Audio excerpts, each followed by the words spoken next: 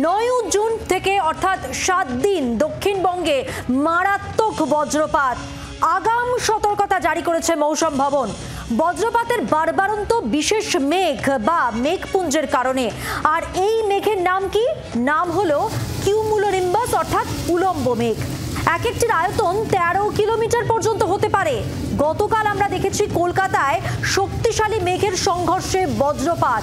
ভারতে প্রতি বছরই গড়ে 2000 মানুষ বজ্রাঘাতে প্রাণ হারান। শহরাঞ্চলে 4% এবং গ্রামাঞ্চলে 96% মানুষের মৃত্যু হয়।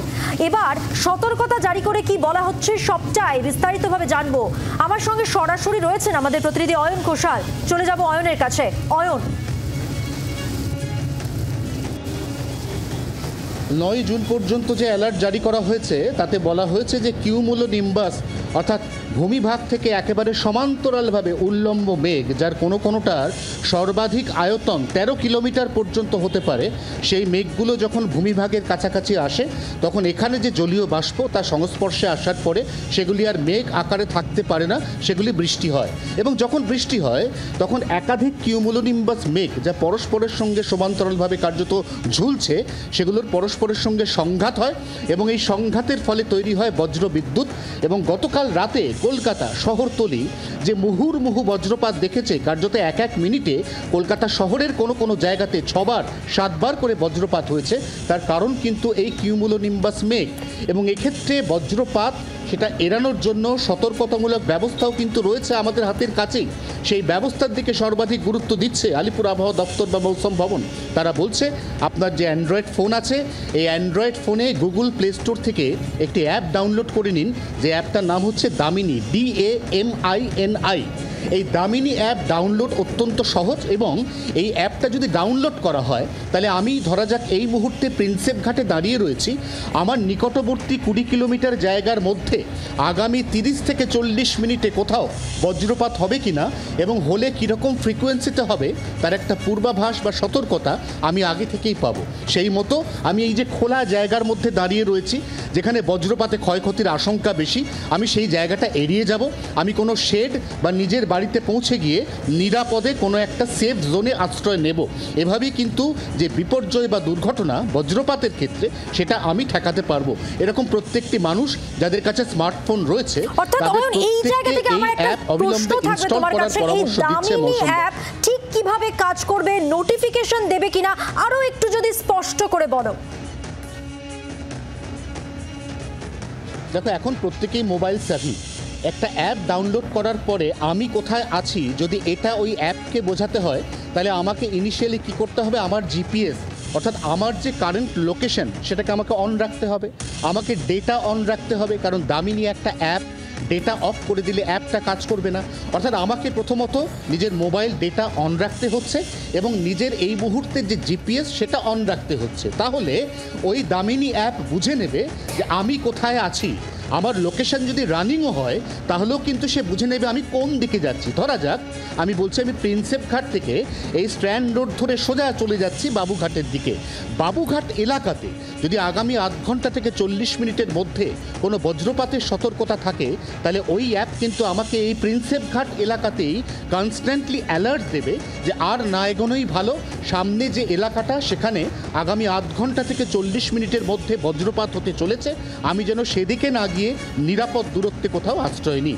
একটা অত্যন্ত সহজ সিম্পল ক্ল্যারিফিকেশন অ্যাপ যেটা আমার মোবাইলে মাত্র 2.63 GB।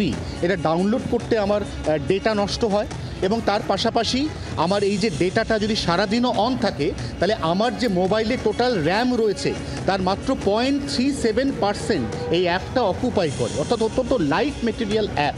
এবং এই অ্যাপটাই কিন্তু আমাকে বড় বিপর্যয় বা বিপদের হাত থেকে বাঁচাতে পারে, বিশেষ করে গ্রামাঞ্চলের মানুষ যারা খোলা মাঠে কাজ করছেন, কৃষক, যারা মৎস্যজীবী, যারা মাছ সমুদ্রে বা মাছ নদীতে সেই মুহূর্তে রয়েছেন, তাদের প্রত্যেকের কাছেই কিন্তু এই অ্যাপ অত্যন্ত প্রয়োজনীয়।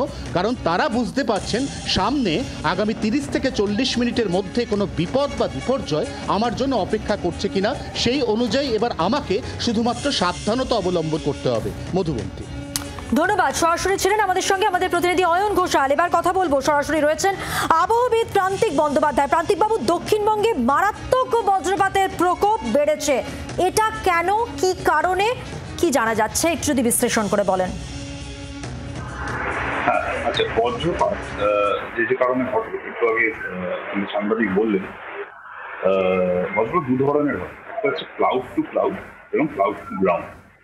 ক্লাউড টু ক্লাউড যে বজ্রপাত হয় সেটা তার জন্য তাতে আমাদের ওপর খুব একটা প্রভাব পড়ে না, কিন্তু ক্লাউড টু গ্রাউন্ড যে বজ্রপাত হয় এবং তার তার তার ক্ষমতা এত এত উচ্চ ক্ষমতা সম্পন্ন সেই বৈদ্যুতিক প্রভাব যে সেটা কিন্তু আমাদের পক্ষে অবশ্য ক্ষতিকারক হতে পারে। যে কারণে বিল্ডিং এর উপর আমরা জানি কন্ডাক্টরস থাকে, এবং বলা হয় যখন বাজ পড়ছে, যখন বজ্রপাত ঘটছে তখন খোলা জায়গায় না থাকা, কন্ডাক্টরের কাছাকাছি না থাকা।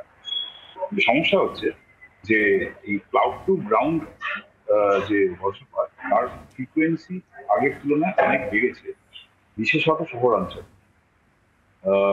এটা বাড়ার একটা কারণ হচ্ছে যে পার্টিকুলেট পলিউশন আমাদের শহরে বেড়েছে, অর্থাৎ যে ভাসমান ধূলিকণা সেটা যত বাড়বে তত কিন্তু এই ক্লাউড টু গ্রাউন্ড যে কাজ করা যে বজ্রপাত তার ফ্রিকোয়েন্সি কিন্তু অনেক বাড়বে। অনেক ধন্যবাদ। সরাসরি ছিলেন আমাদের সঙ্গে আবহবিদ প্রান্তিক বন্দ্যোপাধ্যায়। আরও একবার জানাবো আপনাদের, 9 জুন পর্যন্ত অর্থাৎ 7 দিন দক্ষিণবঙ্গে মারাত্মক বজ্রপাত।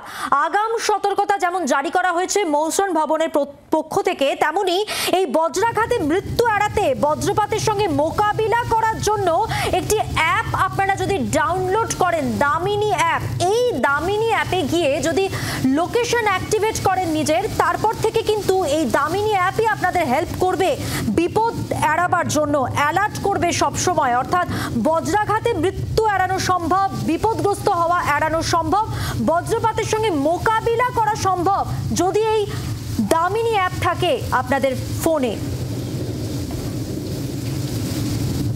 আপনাদের অ্যান্ড্রয়েড ফোনে যদি দামিনী অ্যাপ ডাউনলোড করেন তাহলে কিন্তু বজ্রাঘাতে মৃত্যু এড়ানো সম্ভব, বজ্রপাতের সঙ্গে মোকাবিলা সম্ভব।